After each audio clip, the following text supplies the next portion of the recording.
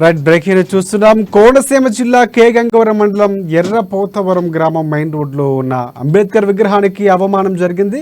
గుర్తు తెలియని దుండగులు అంబేద్కర్ విగ్రహానికి చెప్పుడు దండ వేసి రాజ్యాంగ నిర్మాతను అవమానపరిచారు.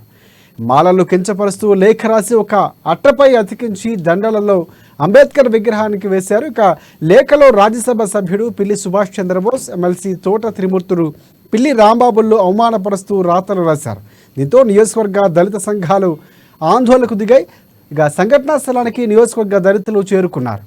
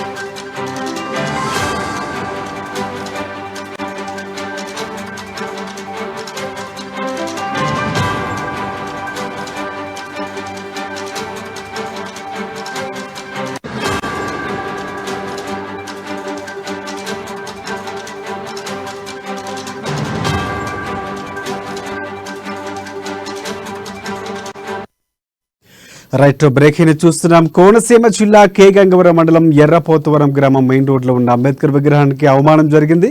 గుర్తు తెలియని దుండగులు అంబేద్కర్ విగ్రహానికి చెప్పులు దండ వేసి రాజ్యాంగ నిర్మాతను అవమానపరిచారు.